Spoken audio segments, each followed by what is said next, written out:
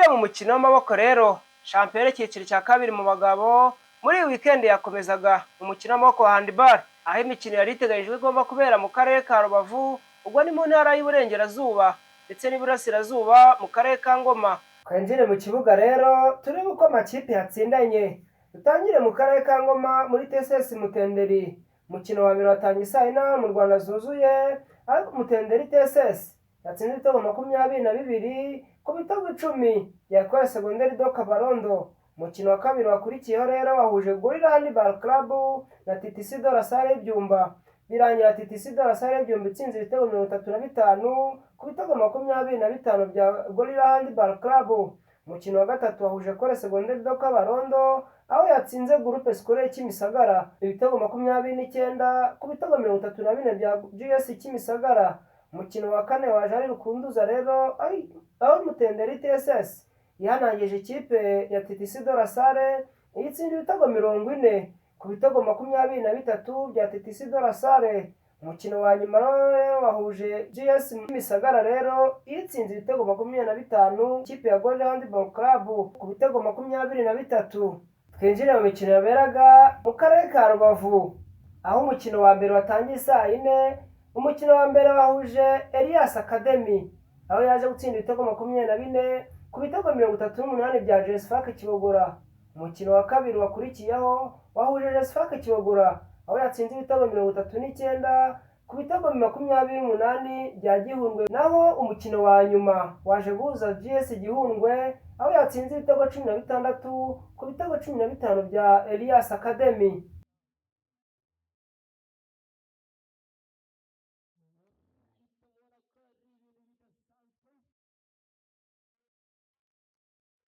Amazina yanjye nitwa Kariza Gift Viana.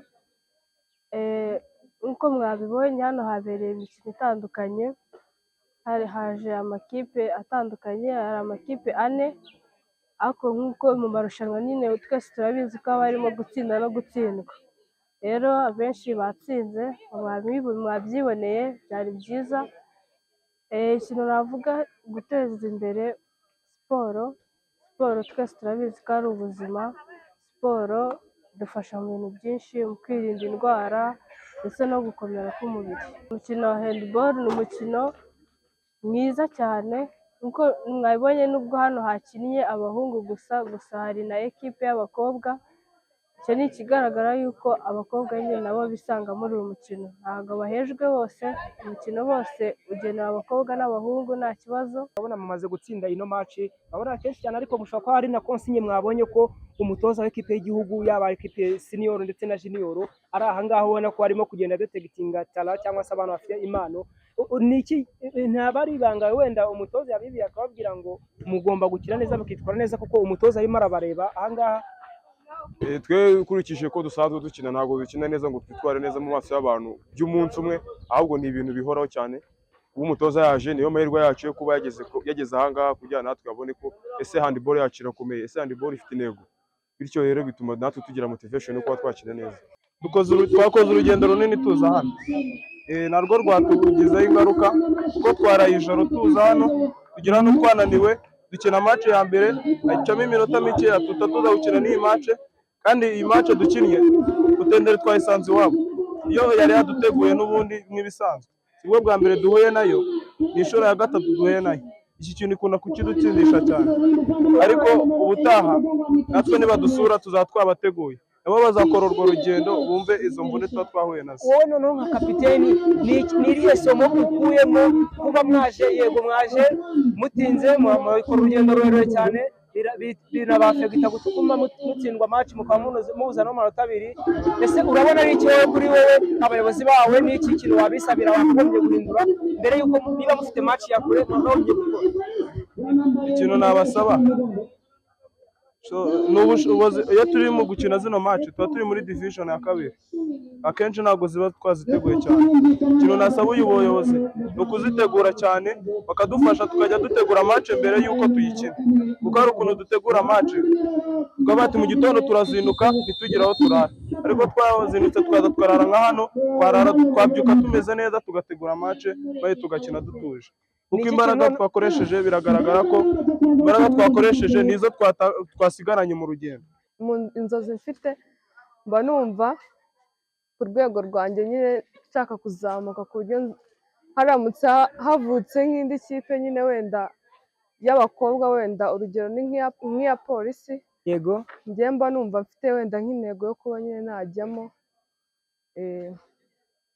none se ni iki kintu ushishikariza abandi bana b'abakobwa babona umukino wa handball kandi ari umukino wenda mwiza? Ni iki kintu wabashishikariza kuba wenda bakunda umukino wa handball bakaba baza bakifatanya bakaba banawukina, kuko nawe urawukina warawukunze kubera ko wawubonye? Nigira nk'abandi bana b'abakobwa ushishikariza ubabwira ati ni iki kintu wenda wumva wabashishikariza cyatuma bakunda umukino wa handball?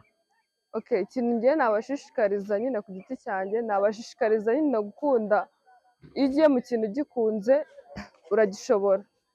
Ikintu nabashishikariza ni ukwishakamo ubushobozi bw'uko icyo kintu bagishobora, ubundi nyine bakagikora. Imikino imaze guhumuza rero, twagize amahirwe yo kuganira n'umutoza utoza ikipe ya TSS Mutenderi witwa Regisi, atubwira amagambo avuze atya: twebwe rero ntago tujya tugendera ko niba tugiye gutoranya umukinnyi dukoresha amarangamutima, ahubwo tugendera ku mahame ya bamwe mu batoza bakoze ibigwi, bakoze amateka ku isi yose. Aho turebera ku mutoza wahoze ari umunya Espagne watozaga ikipe ya Djibouti Handball witwa Roberto Caricia Palando. Yaravuze ngo kugira ngo utoranye umukinnyi ugomba kugendera kuri ibi bikurikira: icyo bita energy players, ni abakinnyi bafite energy cyangwa se bafite imbaraga z'umubiri. Icya kabiri, fast and aggressive players, ni abakinnyi bihuta kandi bakinana ishyaka mu mikinire yabo. Gatatu, dynamic players, abakinnyi bafite umuvuduko, imbaraga mu mikinire yabo. Iya nyuma, explosive players, ijya gusa nka dynamic, ni ukuvuga ngo ni umukinnyi ufite imbaraga z'umubiri kandi utaremereye cyane, ariko niyo yaba aremereye akaba yifitemo umuvuduko ku giti cye.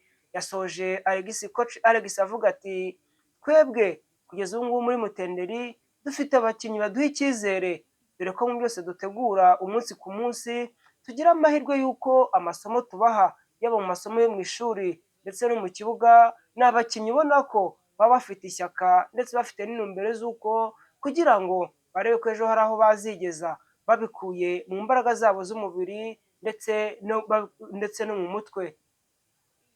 Nyuma y'imikino rero yaberaga hano muri TSS Mutenderi, twagize amahirwe yo kuganira n'umwe mu bayobozi cyangwa se umuyobozi mukuru w'ikino kigo cy'ishuri cya TSS Mutenderi, Bwana Mwambutsa Benjamin.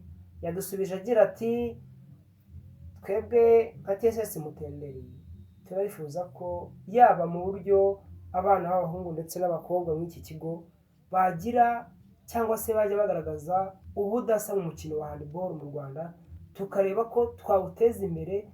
Kuwuteza imbere nta kundi ni uko twahera twebwe hano ku byacu byo dukora. Yewe turashaka ko tugomba kugira abakinnyi bazajya bahamagarwa muri equipe nationale, yaba mu batoya ndetse n'abakuru, ariyo kintu kizatera motivation cyangwa se kizaha morale abandi bana bose bakina muri kino kigo. By'umwihariko rero mwabonye ko mbere yuko dutangira imikino cyangwa se mbere yuko imikino itangira, twashatse cyangwa twakereye uburyo ariyo twakwita innovation cyangwa creativity.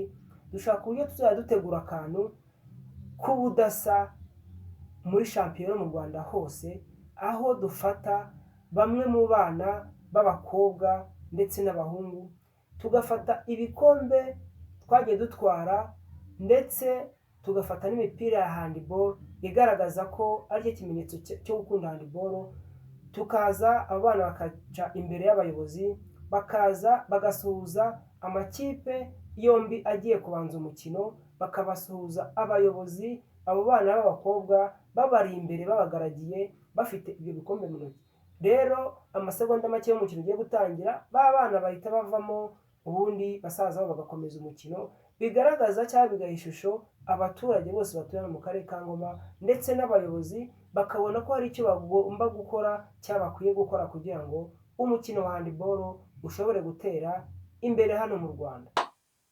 Yes, nyuma y'uko tumaze kumva iki cyegeranyo rero, murumva y'uko match zabaye muri iyi weekend hari umuriro, dore ko twagize amahirwe yo kuganira na bamwe mu batoza mu cyiciro cya kabiri, cyane cyane muri TSS Mutenderi, aho twaganiriye na coach Alex wa TSS Mutenderi, agira bimwe adusangiza, ari nacyo kintu abatoza cyangwa se umukinnyi ushaka kuba umukinnyi wese yakagombye kubanza akareba, ese ibi bintu koko izi karagiteri cyangwa izi komporotoma ndazujuje. Umutoza nawe, kuko umutoza niwe buryo bwa mbere mu kugira ngo arebe yatara ayifashe kugira ngo ya mpano yari afitemo ayishobore kugira umusaruro ayibyaza.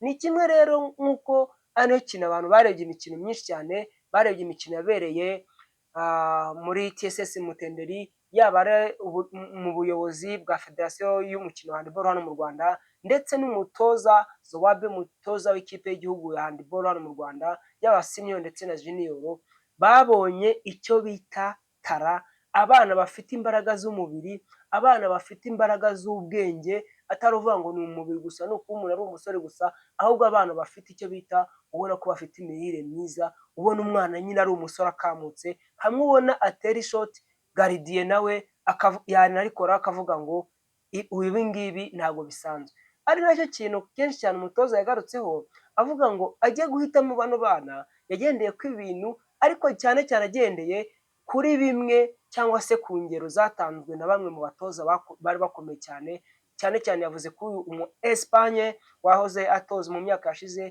yahoze anatoza ikipe ya Egypt ya handball, Roberto Carecia Parando, yavuze ngo bimwe mu bintu umukinnyi agomba kuba yujuje ni uko agomba kuba afite icyo bita dynamique mu mubiri wiwe, ni uko agomba kuba afite ikintu bita agresivite, icyo bita gushotana cyangwa icyo bita kwatakana nyine hamwe, wumva ngo niba ari inyamaswa, niba ari intare cyangwa ingwe, ikumwe izi nyine kwataka ikavuga ngo ndakwataka, ari nako ifite ingufu, icyo bita energy players, umukinnyi nyine ufite icyo bita imbaraga z'umubiri, icyo bita fast and aggressive players, icyo bita dynamic players, icyo bita explosive players. Urumva ni bimwe, izo ni zimwe muri komporotoma cyangwa bimwe mu bintu bigomba kuba biranga umukinnyi, dore ko handball ni umukino usaba imbaraga, usaba ubwenge, kandi bikorwa mu gihe gitoya cyane. Ni ukuvuga ngo icyo bita mu materi isa ngahe ugomba kuba utekerejemo ibintu birenga na 50, ariko je ya handball akaba ni je iri collectif, ntago ari je individuel. Kenshi cyane ukunda kubona abakinnyi, amakipe akunda kuba akomeye, ni amakipe uzasanga afite abakinnyi benshi barimo batandukanye, bafite komporotoma zitandukanye, cyangwa se bafite icyo bita ubudasa bwinshi cyane.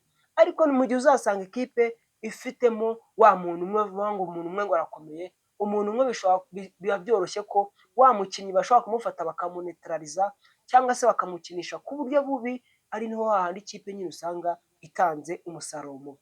Aricyo kintu umutoza Alex wa TSS Mutenderi yakozeho, ari nacyo kintu abatoza bari mu cyiciro cya kabiri bashaka kuza mu cyiciro cya mbere, bafite amakipe ashaka kuza mu cyiciro cya mbere, bagomba kwitaho cyane, bakavuga se mu gihe tugiye gukina n'umutoza Alex wamaze kuvumbura ko hari ibyo umukinnyi agomba kuba yuzuye birenze, urumva ni akantu kari ka exceptionnel, cyangwa se ni ikintu kiri danger, umuntu yakagombye kumenya yuko ajya gukora ikintu runaka, bagomba kuzitondera, kuko muri match niba yarashoboye gutsinda TTC de la Salle y'ibyumba, abana bafite ingufu, bariye imyumbati, bariye amagweja, bariye amajagaja, b'abana bafite agatuza nyine umukinnyi ukoraho ukumva ko ari umukinnyi nyine wakora no kugatorero, ukumva ko ari umuntu ufite imbaraga. Birasaba ko rero abatoza mugomba kwiga mugahindura icyo bita systeme ndetse na tactique, mu gihe muzaba mugiye gukina n'ikipe ya TSS Mutenderi. Ni ekipe ifite abana birukanka cyane, ekipe ifite abasore bakomeye cyane cyane ndavuga muri icyo bita interscolaire. Abantu muzahura n'ikipe ya Mutenderi TSS muzayumva, ahubwo ndavuga esi Kigoma kuri segonderi de Kigoma, ndavuga no kwa coach Kabage kwa Tabagwe ndetse na Adegi. Ikipe ya Mutenderi muyitege ko ari ekipe izabaha akazi, ishobora no kuzabatsinda yewe ku buryo mwebwe mutabitekerezaga, dore ko n'ubwo bose batsindaga gutya imikino, mwibuke ko bafite umukinnyi umwe utabakinira muri shampiyona ariko akaba akina interiskolere. Nabyo mubyibuke, ni umukinnyi ukomeye cyane, ni umukinnyi ukomeye cyane, bivugwa ko ashobora no muri korapu ya nasiyonari, ashobora mwana ashobora kuzisangamo. Ni umwana witwa Valante ufite ikintu bita muvoma, ufite icyo bita muvoma kandi ukomeye, ubona ko nyine ari n'umusore muremure, noneho yakivanga n'abari abasore baba bafite na ziriya ngufu zabo muri interiskolere. Ndagira mbabwire abatoza murimo ubu ngubu, mube mwitondera cyangwa se muniga mu buryo bwa systeme na tactique, uburyo mushobora kuzahangana na TSS Mutenderi. Yewe ndetse mu gihe izaramuka izanye ikaza ku kibuga muri shampiyona muri interiskolere, ikazana iriya mitegurire yawo twabonye guhera ku munota wa mbere, abana babafana kugeza ku munota wa nyuma. Ni uvuga ngo umunyeshuri wese, umuturage waho wose, ni uvuga ngo nuko mubibona ku mashusho, ni abaturage nyine, ni abaturage bakunda umukino wa handball.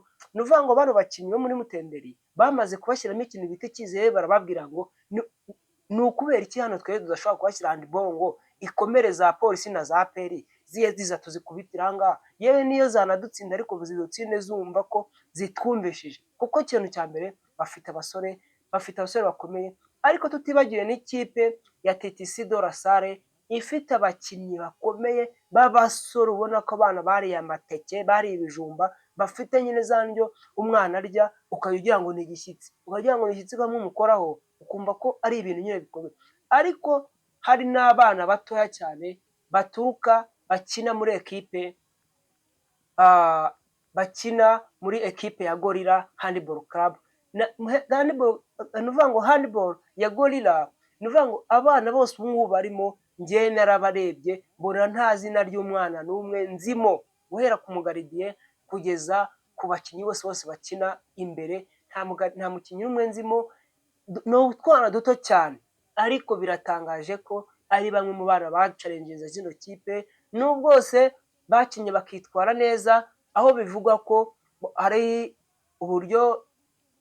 ubundi buryo bariya abana, ariko ubona ko ni ekipe ikomeye, ni abana batoya, ubona ko ari batoya cyane, ariko bumvikana, ubona ko mu bintu batozwa, cyane cyane umutoza wabo Thierry ndetse na Celestin, ubona ko hari ikintu bakozeho, hari akaretushe k'umutoza kabisa, akaboko k'umutoza karimo. Tutibagiwe na ekipe ya Kimisagara, ya groupe scolaire Kimisagara, ni ikipe nyibona zigiye zifite abana batoya, dore ko ekipe ya Kimisagara kugeza ubu abakinnyi bose bayikinamo ni abakinnyi 100%, ni abakinnyi barefitinze ekipe ya Gorilla Handball Club. Byumvikane ko Gorilla Handball Club rero nta bakinnyi bakomeye isigaranye bafite experience, ariko muri batoya ifite utwana duto cyane batangiranye, ubona ko twiga mu wa kangahe primaire, muri segonderi wenda butarenze mu wa mbere cyangwa mu wa kabiri, ubona ko ari abana, ariko mu imyaka mikeya baraza kuza kuba batanga icyo bita challenge mu mukino wa handball. Rero tutibagiwe n'imikino yaberaga mu karere ka Rubavu, aho amakipe yose yaba ari Elias Academy, JS FAC Kibogora ndetse na groupe scolaire Gihundwe, byagaragaje kubona ari amakipe nayo uko byagiye batsindana, ni amakipe ubona yari groupe cyangwa ryari itsinda, ubona ririmo amakipe yose ajya kuba kuri level imwe, ariko n'wose match ntashoboye kuzireba, ariko abazirebye bavuze ko ari match zikomeye cyane. Rero banyarwanda, banyarwandakazi, mbibutsa ngo buri umwe wese aho ari nakomeza ashyigikira umukino wa handball, umukino wa handball ubuze ku isonga nk'uko n'ubundi uriho, ukomeze uzamuke. Yewe ndetse nshishikariza nawe mubyeyi ufite umwana ukumva akunda umukino wa handball, yewe niyo yaba atawukunda, umujyana w'umukino wa handball, ni umukino ejo umwana ashobora kuzakina akavuga ngo ndakuramo isabune, wenda ndahurihira muri umuna wanjye cyangwa se mukuru wanjye, abikesha iki? Abikesha umukino wa handball. Rero basaba banyarwanda, banyarwandakazi, namwe ba diaspora mutuyanze mukurikira umukino wa handball. Ikiganiro niba hari comment ushaka gutanga uvuga ngo iki cyagenda gutya, cyangwa se ubutaha mukaba mukeneye ko hari ikiganiro nzabakoraho nkaba mukambwira ngo tukambwira ngo dushaka ko dusesengurira iki kintu runaka, tubwire ngo iki kintu gikoreho gutya, munyarikire muri comment nta kibazo. Ibyo byose mugomba kubikurikirana, ariko mbibutsa ngo wowe utarakora subscribe ndakwinze ngo kanda kwawe kazogera kari hasi kugira ngo ujye ubona notification cyangwa se ibiganiro bya buri munsi uko bije. Ikiganiro rero nakagaruka, handball ku isonga. Ciao ciao.